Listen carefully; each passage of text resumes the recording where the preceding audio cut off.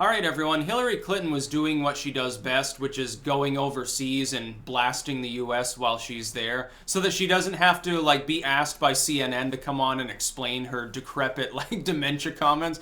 She was in Australia as part of her book tour and her pity tour. Her never-ending tour of everyone else is responsible, everything's gonna go to hell, I was the best thing that America never had, I should be queen. And here, the Democratic Party, what they should do is buy up an island. You got billions of dollars. We know that you get free money from banks, and we know you get free money from other countries to control, your policies. Take $1 billion, buy a nice island. There's that one that's off the coast of Haiti that's, it doesn't have much on it. It was a guano island. Take one of the guano islands that now are basically barren and terraform it a bit. Put up a little castle and call it Clinton Island. And then put some primitive, uncontacted tribe there, and Hillary Clinton can be their ruler. And just to shut her up, get her off Wi-Fi, keep her off the trail, get her to stop talking about politics, because it's rankling people so much.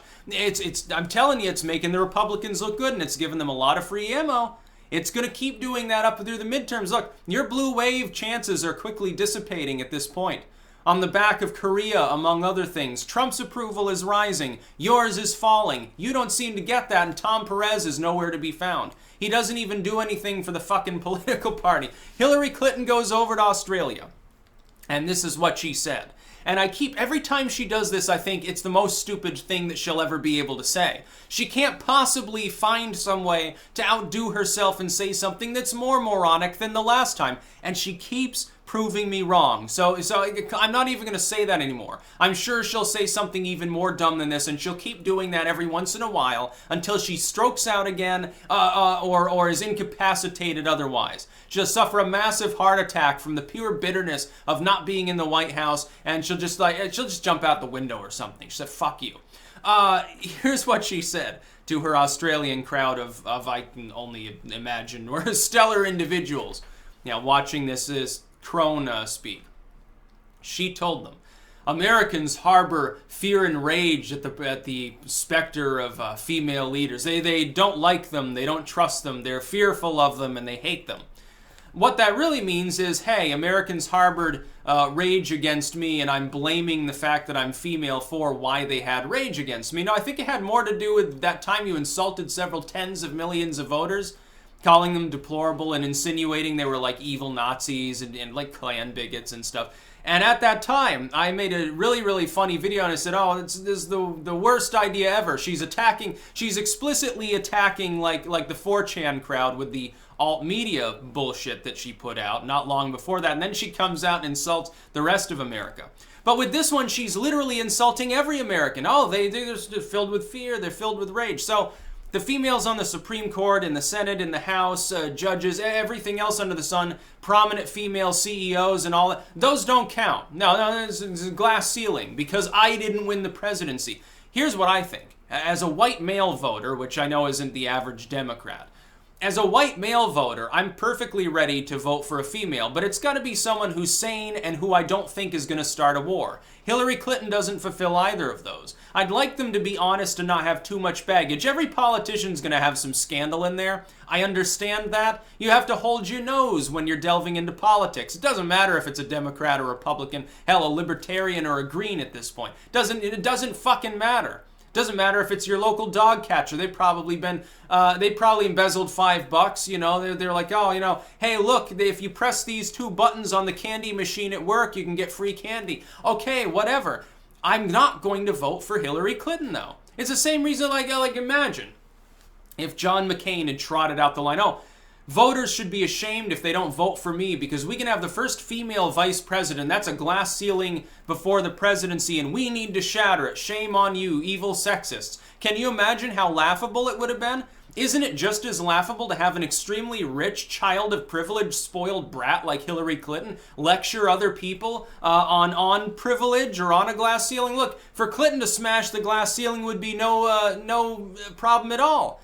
billion-dollar candidacy, the wind at your back. Every media firm has endorsed you. Your opponent has almost no endorsements, few even from within his own party, is essentially self-funding because no corporation will donate to his campaign, and yet you still lose. That just shows that you're a shitty campaigner. And people, the New York Times had a write-up on this. The fucking New York Times, which they endorsed Clinton, they love Clinton, they called her opponent Hitler, like literally Hitler. The New York Times does a write-up. Oh yeah, it was basically Hillary's death march to victory because there was no energy in the campaign. She constantly, she berated her staff, she missed appearances, didn't even have many scheduled, and spent half her time fucking fundraising. That's the problem with her campaign. She would have won the presidency if she had put in the effort that a normal candidate would put in. Then you go back to when it was Romney versus Obama. As far as campaigning, Obama ran rings around Mitt Romney. It's one of the contributing factors to several of those closer states swinging towards Obama. He went in and he canvassed them constantly. He kept going back to Ohio. He kept going back to Indiana. He kept going back to Virginia. Critical states he went to over and fucking over again. Hillary didn't even go to Wisconsin. The polling, you know, in all honesty, like I expected it to still go for Hillary too. I'm like, oh, it's more blue, like a Pennsylvania maybe at this point, or even maybe a Michigan, but I just didn't think that Trump could pull it off even with her not going there. But she managed to lose Wisconsin.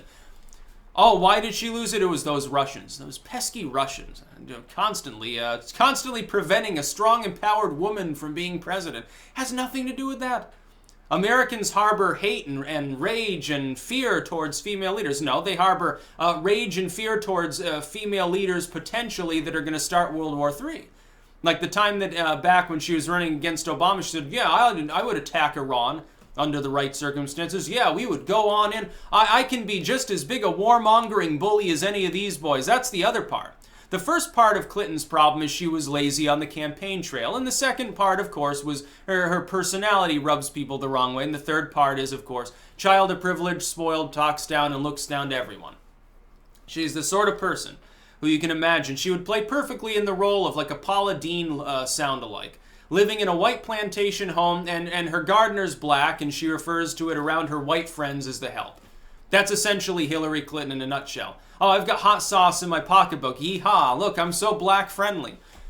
Hey, I love watermelon, guys. Trust me, just vote for me. That's Hillary Clinton's campaign style. Bunch of bullshit. Yeah, we wonder why you lost. You patronize absolutely fucking everyone. You're acting like the United States public. It's a good thing we didn't vote for her.